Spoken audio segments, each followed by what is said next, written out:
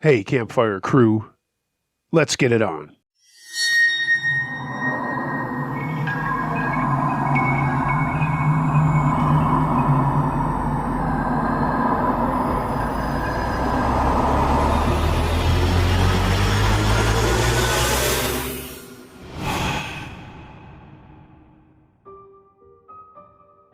Hey gang, just wanted to wish everyone a Merry Christmas and Happy Holidays no matter what you're celebrating, no matter where you are around the round world.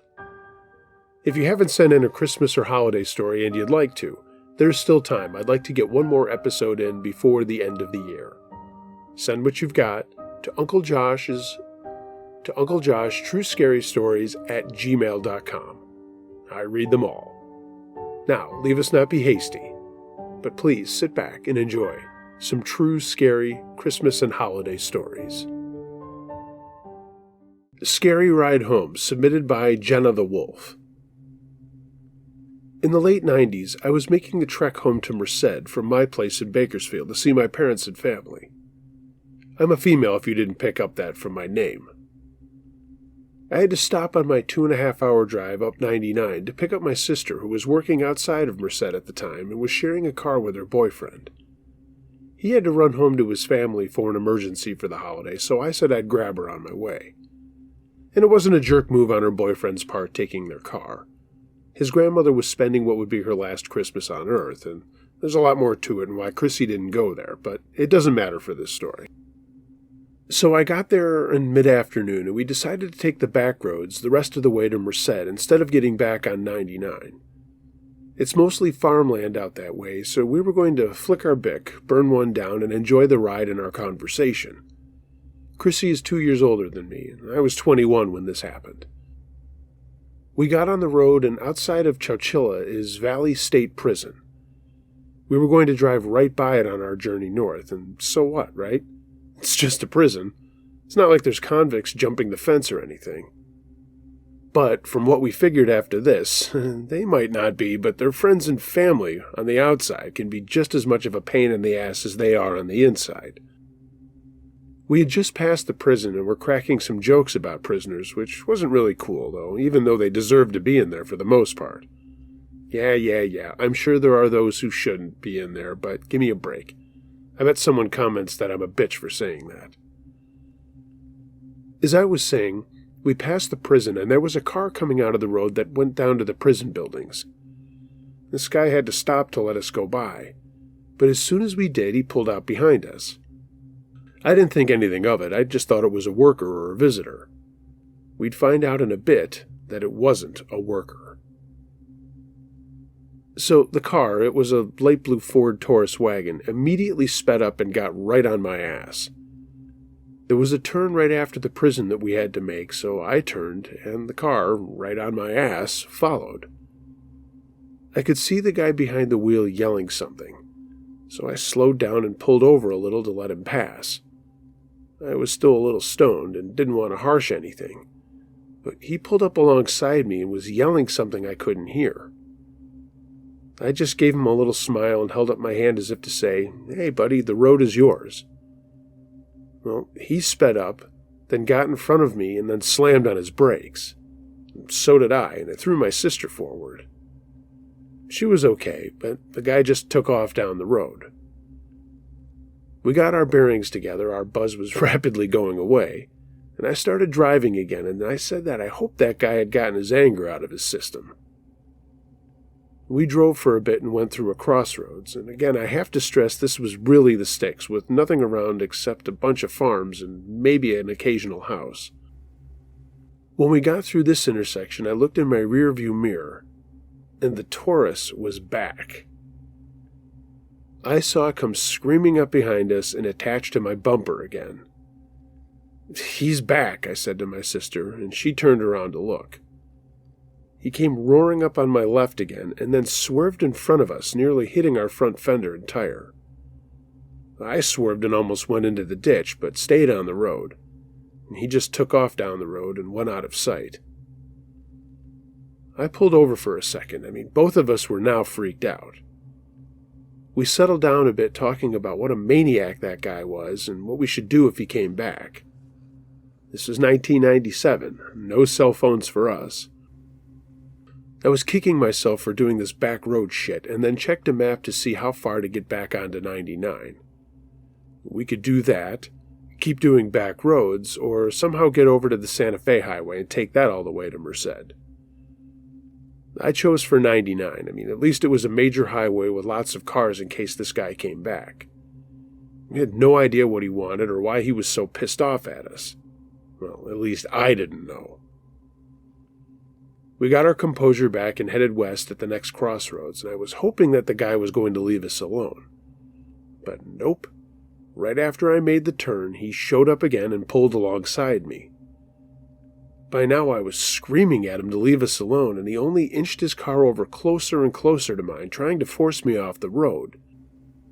When we hit the shoulder, I slammed on the brakes and he kept going. I was nearly in tears. Why was he doing this? My sister was silent, and I thought she was just high. But I sat there and waited for 5 minutes and then started driving again. I was super jittery at this point and just wanted to get onto 99, but I was blindly making turns and trying to stay headed west. I knew we had to be getting close, but then I saw another car coming in our direction. And I need to mention that during all of this, we never saw even one other car. Well, this car was getting closer and closer. Then I realized it was in my lane. Without even seeing him, I knew it was this guy. I started to slow down and moved onto the shoulder, but he kept speeding towards us and also had wheels on the shoulder. I stopped altogether and just started screaming, and so did my sister. He came flying right at us, then turned at the last second and went on by. I put the car in park and was crying my eyes out. I was so scared. My sister then snapped out of her silence and screamed, "This is your fault. You nearly hit him at the prison entrance, you dumb bitch." I looked at her with wide eyes. I didn't remember that. Was I just too high and not paying attention? Chrissy was now crying too, and we never even noticed the Taurus pull up behind us. We never heard the guy walk to the side of our car. And it was only when Chrissy looked over my shoulder and saw him and screamed that I turned and saw him standing there. I screamed too. He was a ragged-looking dude. Long hair, unshaven, ripped work shirt, the whole works. Just a total scumbag. There was no one else for miles around, and here was this scummy-looking guy staring in at us. He was holding a plastic bottle in one hand and a knife in the other. He leaned down into my window and said, "Learn to drive, you stupid C-word." Then he dumped the bottle on my windshield. It was car motor oil. Then he threw the bottle at my window and yelled, "Merry Christmas, bitches." Then he walked back to his car, got in and peeled out around us and disappeared down the road. We never even thought to get his license plate. We sat there in silence for like 10 minutes, finally relieved he was gone. Then I put my car in drive and, like an idiot, hit the wipers. I immediately knew why he did what he did with the motor oil, as it smeared across my windshield. I burst into tears all over again and screamed out, "Now what?" Chrissy said nothing, got out of the car, went to my trunk and got out a jug of blue juice and took off her sweatshirt. She dumped the wiper fluid all over her sweatshirt, then did her best to clean off the windshield. It worked well enough for me to see. Then she just threw her shirt down on the ground, gave me a dirty look, got back in the car, and fired up a joint. She looked at me and said, "None for you, little sister. Just get us home without getting us killed." I put it in drive, and after a few minutes saw a sign for 99. We got back on the highway and drove all the way to Merced, not saying anything to each other. When we got home, I sat in the driveway and asked Chrissy if I really did almost hit the guy. She said, "Yeah, but don't say anything about this to Mom and Dad. We're only lucky he did what he did." I agreed. We had a good Christmas despite it starting that way, and now all these years later we can laugh about it. We eventually told my parents and the rest of my family, who actually thought it was funny as hell being it so far removed. The joke has gone so far as that my husband drives us whenever we're going on any given holiday trip. He told me he wasn't spending any holiday of his the way we did that day. And to the guy, whoever he was, look, I'm sorry, but you didn't have to scare the shit out of us like that. I know what I did was wrong, but you were scarier than hell that day. Scarier than you needed to be. And I never want to see you again. Crazy Aunt Ruined Christmas, submitted by Kathy T. This went down when I was 5 years old, and I vaguely remember it, but not entirely. My brother and sister do, as they were 8 and 10. My mom's side of the family is pretty fucked up. My grandparents on her side were alcoholics, and my grandfather actually finally left my grandmother when he got sober and she didn't. He stuck it out a few years, but finally couldn't just live with her anymore. This happened before that, but when he was sober. My mom was the only normal one out of 4 kids. All 3 of my aunts and uncles were all fuck-ups, but who could blame them for what they grew up with? My mom somehow got through without drugs or booze issues and has never had a drop in her life. Anyway, crazy Aunt Mary was coming back to our town for the holidays and was going to stay with my grandmother. But for some dumb reason, my mom asked her to watch us a few nights before Christmas, as she and my dad wanted to finish their shopping and have a dinner away from us kids. My mom said she couldn't get any other sitters on such short notice, and that Aunt Mary would be fine for a couple of hours. Yeah, right, Mom. So my parents took off, and Aunt Mary made us all TV dinners and broke out some soda for us to drink. Mine tasted funny, but I drank it anyway. And right after dinner, I got really sleepy, and my aunt said I should just go to bed. The same thing was happening with my brother and sister. We all went upstairs and got into our beds and fell asleep, and I woke up later to someone whispering in our hallway, and through the crack in the door I could see my aunt talking to someone outside my door. I was still feeling woozy at first and thought that I was dreaming. It just felt like I was coming and going. I remember not being able to move my arms or legs, and the door opening and my aunt and another woman coming into my room. The other woman tied something around my head and mouth, and my aunt started yelling at her. "No, you're not doing this. Just take the stuff and go," or something like that. I didn't catch all of it then, and my memory was that of just a kid. But I do remember the light going off and then waking up later to my mom moving me around and crying and holding me. I could hear my dad yelling at someone, and my brother and sister were talking in fast voices, and my dad was being quiet and then erupting again. I fell back asleep and woke up in the morning in my mom's arms. She had fallen asleep with me. I didn't know what was going on, but there were police officers in our house downstairs, and my dad was talking to them, and he sounded really mad. I'll skip ahead to when I was older and then found out what happened that night. So, basically, my aunt was hammered when she was watching us, and she had poisoned us with something that night in order to stage a robbery with some crazy other woman she met somewhere. I don't know the whole story about that.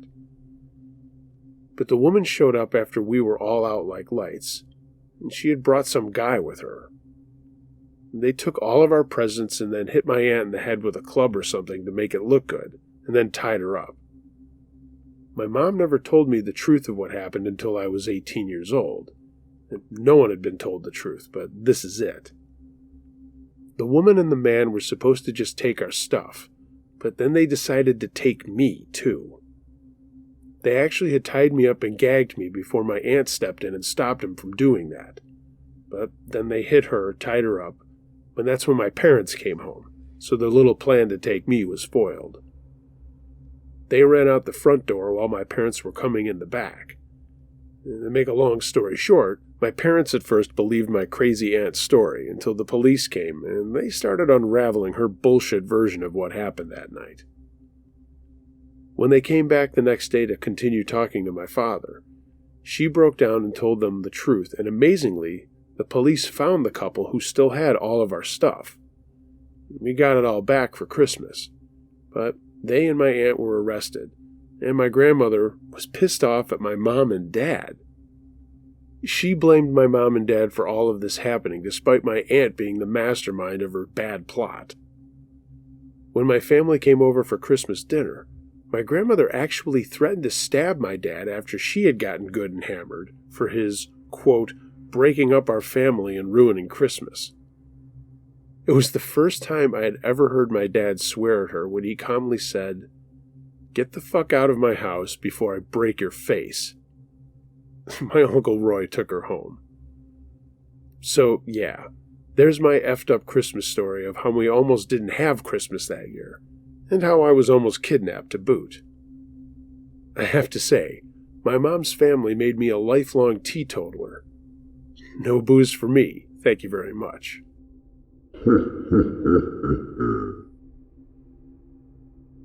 My Ex and the Holiday from Hell, submitted by Eli42. This was messed up. When I was in college, I met and dated a girl for the last 2 years of school. She lived about an hour from my hometown, and we stayed together over the summers and stuff, and really enjoyed one another. When we graduated, though, things went down a different road. She wanted to stay at school and earn her master's, and I was chomping at the bit to get into my career, and I had a great opportunity in a city about 5 hours away in another state. We had all kinds of plans to stay together and see each other every other weekend, but anyone listening to this over the age of 20 knows that that stuff rarely pans out. Best intentions, but after I got rolling on my job and had my own apartment, getting together started to get harder and harder. She would visit, but things were just different. Sarah wasn't a kid, but staying at school full-time and me working full-time led to very different ways of seeing things. I had my own apartment in the city, and I was working, and my job was pretty demanding for an entry-level position. I was trying my hardest to go above and beyond and impress my bosses, which I did. Sarah came to stay with me a couple of weekends that fall that I moved away, and it was okay. But again, things were just different. We went out with some of my new work friends, and I could tell she was very jealous of the way we were living. I tried to keep her in the conversations and stuff and focus on her, but things were just weird. When we were alone, things were the way they had always been. But when she went home, she began calling or texting me constantly, crying and telling me she needed me by her side. But I just couldn't do that. Those calls led to fights and the inevitable breakup. I wasn't happy, but at the same time I was also aware that our talks about moving on to next phases weren't going to be a good thing, and they certainly wouldn't work. So I ended things as best I could and thought we would just remain friends. I didn't have any plans to find another woman in my life, and I stress no plans. But another woman did come along. My female boss's little sister. My boss was only 6 years older than me, and her sister was my age. Lexi, now my wife. Lexi and I were right in the same spot of life doing the same sorts of things, and it just fit. While things on that front popped up and were good, things with Sarah were not. She found out about Lex and me through a mutual friend, and it slipped at some night out back home. It was not taken well at all. I started to get a barrage of email and text asking who she was, why she wasn't good enough, and so on. Some I answered as straight to the point as I needed, and others I ignored. I wasn't lying or hiding, I was upfront the entire time. But then began the emails and texts about the guys Sarah was seeing. Photos of them out at bars, at parks, whatever. I responded to the first one that I was happy for her and hoped that she was too. Then I blew off all the others, until obviously not the, whoops, oh I sent the wrong one photo, of her having sex with some guy. I did respond to that one night when I was drunk, and I said something like, "By the look on your face, he's doing it wrong," or something like that. Clever me, I thought. The barrage of texts back were unhinged to say the least. I didn't respond to any of those. And those were the last ones I received from Sarah for a long time. Lexi and I had been together for about 2 months when I brought her home to my parents for Christmas. My parents, especially my mom, fell in love with her immediately. Same for my sister and brother. I said it then and I say it now every anniversary. I hit the jackpot with her. Smart, beautiful, talented, athletic. Lexi is the best. Anywho, after Christmas dinner, we decided to get some fresh northeast air and go for a walk. It was past dark as we navigated through the snow around my neighborhood, me asking Lexi how she liked my family so far, and some kissing and laughing. We'd both had a few with dinner, were still feeling the buzz, but that's when all of this craziness began. I didn't pay attention to the car that had slowed down behind us as we walked along, but we nearly jumped in the air when the driver laid on the horn and held it there for like 3 minutes. Of course, it wasn't 3 minutes, but it was a long time. We were under a streetlight, and I couldn't see inside the Jeep, but then it sped by, and I thought I caught a glimpse of Sarah. I couldn't be sure. I just shook my head and said nothing. As far as I know, Sarah didn't drive a Jeep. When we got back to my house, we were planning on some more drinks and game night with my family. When we went into the foyer, my mom stopped us and told me that she had something important to ask me in the kitchen. I followed her in there by myself, and she just said, "Sarah was here," and pointed to a box on the counter. I sighed, grabbed some beers, and left the box on the counter and went into our family room where everyone was. Lexi asked me if everything was okay, and I said, yeah, everything's fine. Later, after a little bit more holiday cheer and tons of laughs, my parents called it a night, and the rest of us were just going to chill by the fireplace. Lexi and my sister went to the kitchen to get some snacks, and baby sister came back with the box. "Sarah, huh? Open it up," she said. I just said no, but everybody goaded me on, so I did. It was a photo album, and the first few shots were of her work. She was an astounding photographer. However, as I flipped the pages, they suddenly got messed up. There were self-portraits of her in increasingly less clothing. Until I stopped finally, and then Lexi asked, "What's up?" I was kind of hiding them. There was this whole series of her in bondage stuff. Her tied naked to a bench, her with her arms chained above her head, her tied to a bed, all wearing ball gags, leather hoods, and stuff like that. The last page was a note that said, "Come back to me, I'm a slave for you." Lexi slapped my arm and said, "So, that's what you're into, huh?" I burst out laughing and said, "Holy dog shit, no." My sister and brother wanted to see, and I figured, hey, Sarah sent them. It's her fault if everyone sees this stuff. They were taken aback, and my brother Todd said he'd never thought of her like that. I just said, "You know what, man, neither did I," and we tossed the album aside. The rest of our time at home was great, and we went back to Pittsburgh for the New Year and to spend time at her house. I ran to my apartment quick before meeting Lexi at hers when we went back, and when I opened my door, I froze. There was a vase of roses on my little kitchen table and a note from Sarah saying she loved me and couldn't wait for the new year for us. I was shocked and immediately started scouring my brain trying to remember if I gave her a key to my place. I didn't think so, but to be honest, she could have made a copy on one of her visits. But that still didn't explain how she got into my building. You may ask, why did I think she had gotten in? Well, she had somehow. We didn't have a doorman or anything like that, and the property manager wasn't located at my building. She had to have gotten in somehow. My suspicions were correct. When I went into my bedroom, someone had slept in my bed, and I could smell Sarah's perfume. Holy dog shit, this was not good. Sarah drove all the way down here for this? I texted her right then and said, "You need to stop." There was no response. I quickly left a message for my property guy saying that I wanted to change my locks and that I would pay for it if he wouldn't. I didn't want Sarah back in here, and I texted her again saying, "Look, I don't want this going down this way. Please just stop."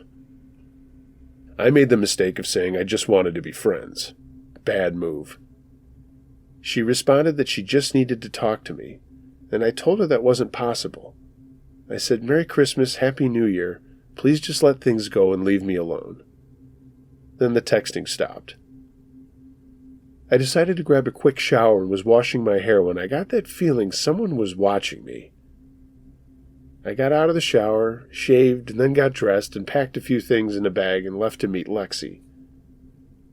When I got to her, I told her what was going on, and she shook her head and asked if I was calling the cops.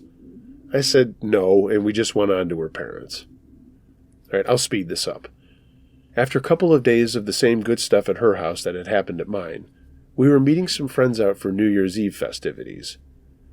We had dinner, drank a bunch, and then danced into the ball drop and such. Around 1:30, we called a cab and went back to my place for some post-party fun of our own. I should mention that my property guy had graciously changed my locks for a small fee. We got inside and immediately started going at it, and I never noticed the bottle of champagne and rose petals on the ground. Removing our clothes on the way to the bedroom, when we got there, I didn't turn on the light, but we heard a scream. Then I hit them on, and in my bed was Sarah, covered in rose petals, and that was it. "What the fuck are you doing here?" I yelled, and she started screaming at Lexi. Lexi didn't know what to say. She was staring at a naked ex-girlfriend of mine who was now on her feet, calling me a cheater and all kinds of names. I told her to get the fuck out of my house, and then told Lexi to call 911. She left the room and did so while I told Sarah to get dressed and get fucked and get out of my place. She was now crying and asked why we had broken up, and I said, "Look, just fucking leave." Sarah went for this bag on the floor and pulled out this whip-like thing and swung it around at me and caught the end of it on my face. Holy shit, did that hurt. And I backed away with a hand to my face, already feeling a welt. She screamed, "You were supposed to use this on me." I slammed my bedroom door shut and held on the knob and wouldn't let her out. Lexi yelled that the cops were on their way and if I was okay, and I just said, "Yeah, hopefully they get here soon," because Sarah was now beating on the door and still screaming, saying, "Just give me another chance," and that I could still see Lexi if I wanted to. Then everything got silent. The police showed up and Lexi let them in the main doors and then my apartment. They came in and talked to me, and I told them everything that had been happening, and told them that Sarah was still in my room. The two of them opened my bedroom door and looked in. Sarah wasn't there, but there was a light on in the bathroom and the door was closed. One cop went over to the door and opened it and started yelling into his radio and then at his partner to call EMS and the fire department. I asked what was going on, and he told me to get out of my room and just go down the hallway. I did, and I could hear the two cops talking to Sarah, but I didn't know what was up. Suddenly there were all kinds of people in my apartment, and they beelined it to my room. So here's what happened. After her tirade at me, Sarah went into the bathroom, into a tub of water, and slit her wrists. The medics and cops stopped her in time, and she survived, but they believe it was her intention the entire time to kill me and then kill herself. That came from self-admission. When they continued to investigate, they found a duffel bag with all of her bondage gear, some pills to knock me out, 2 straight-edge razors, one that she used, and another photo album of pictures of us. After a bit of questioning, I told Lexi to go home, and then she wanted me to stay with me, but I knew this was going to be a long night. I told her I would catch up with her. Her sister, my boss, came to get her. Not a great look, but at that point I was more concerned about Sarah than my own image. Sarah had been living in my apartment since the night of Christmas. It was her that we saw on our walk by my parents' house, and that night she had driven out here. In fact, she was still in my place when I stopped home and showered before going to Lexi's parents. She was hiding in a closet. After all of this craziness, when she was well enough, and this was a long time after she tried to kill herself, it came out that she had a long line of mental illness in her family, and I never knew about that. She got treatment in lieu of criminal charges, and I certainly didn't press any.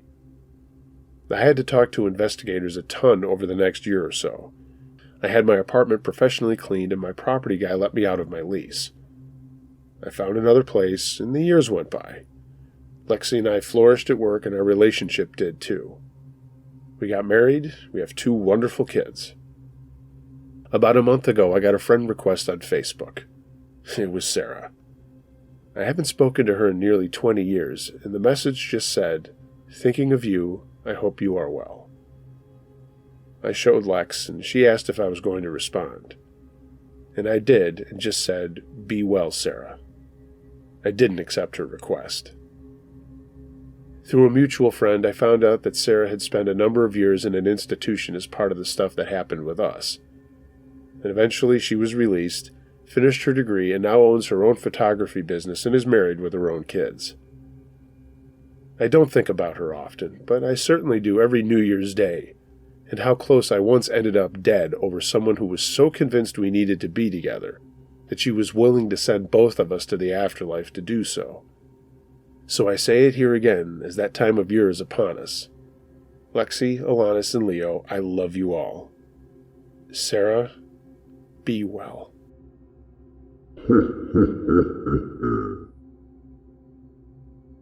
Okay, so I figured I would share a weird holiday story of my own. I believe I've shared this somewhere.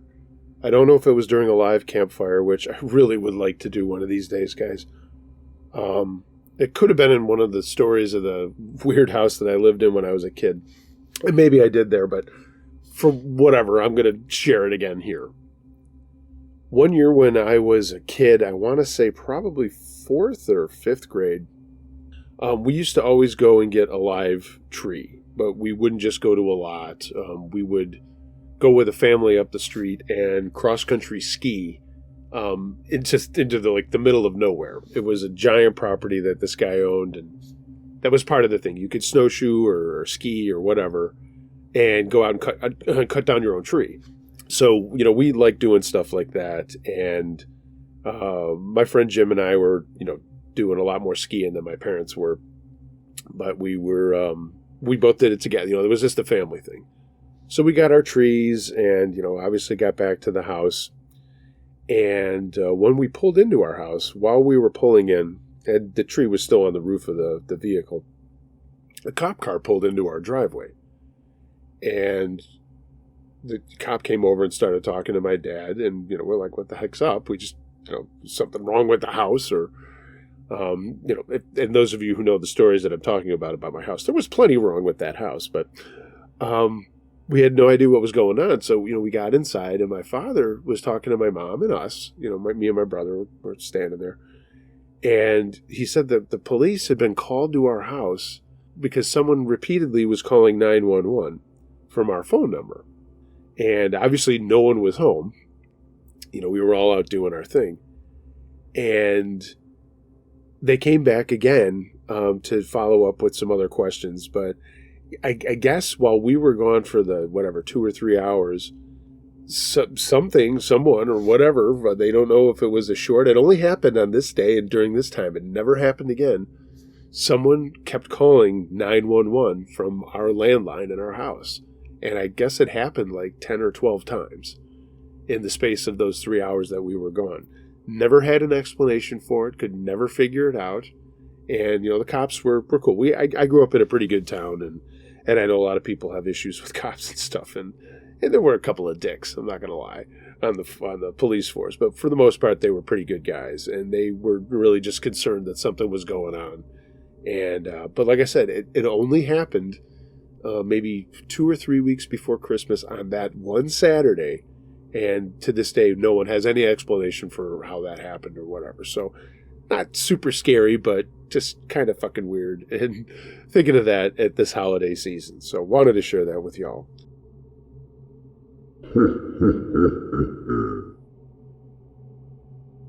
Scariest Christmas Ever by Anonymous.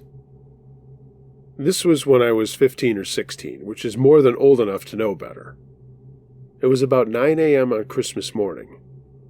My brother told me to go ask my parents what they wanted for breakfast because one of our Christmas traditions was to make breakfast in bed for our parents. So he was like, go ask whether it's pancakes or eggy bread or whatever. I didn't knock, and I just walked straight into their room.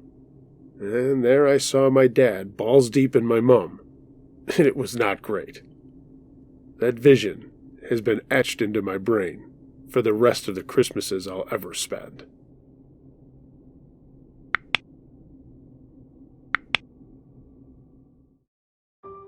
Hey gang, thanks for listening to this episode of Uncle Josh's True Scary Stories. If you have a true scary story of any nature that you'd like to hear narrated on my podcast or this channel, email it to unclejoshtruescarystories@gmail.com. I read them all.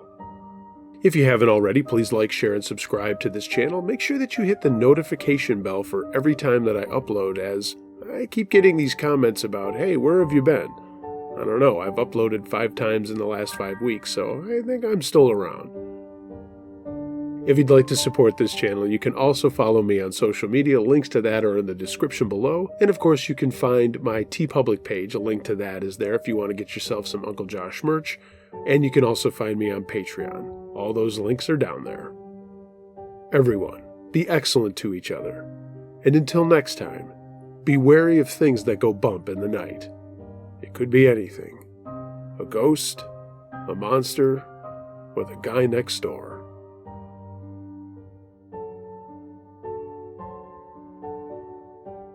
Around 1:30, we called a cab and went back to my place for some post-farty?